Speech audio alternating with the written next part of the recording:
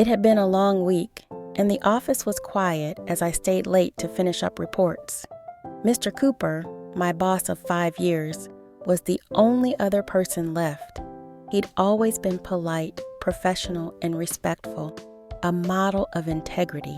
But tonight, something about his demeanor felt different. "Sarah," he said, leaning against the edge of my desk, his tone softer than usual. "I don't know what I'd do without you." His smile lingered, and his eyes met mine with an intensity that made my heart flutter. I laughed nervously, brushing off the compliment, but the warmth of his gaze stayed with me. Over the next few days, I couldn't shake the feeling that something had shifted between us. His compliments became more frequent, his tone more personal. "You're not just good at your job," he said one morning, his eyes holding mine.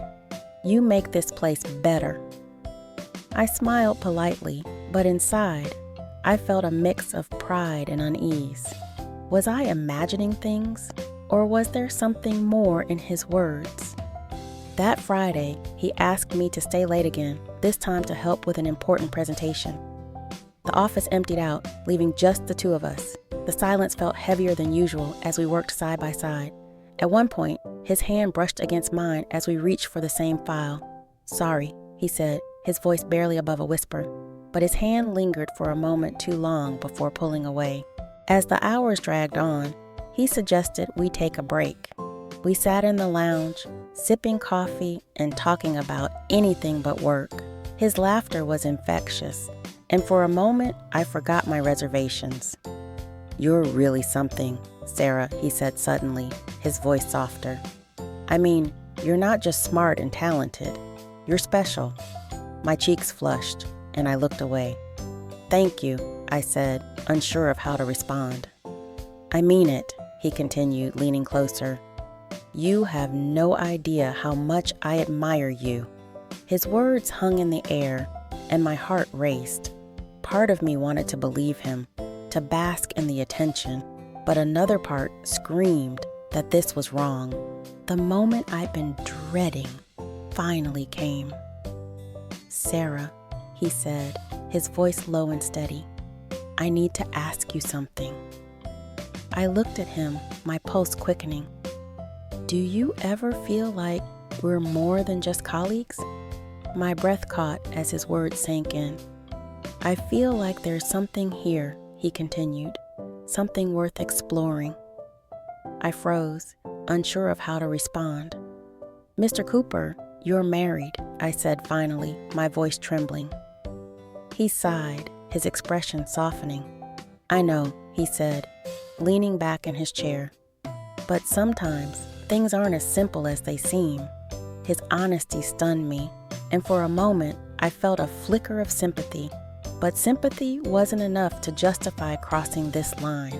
"No," I said firmly, standing up. "We can't do this. It's not right." He looked at me, his expression a mix of disappointment and something else I couldn't name.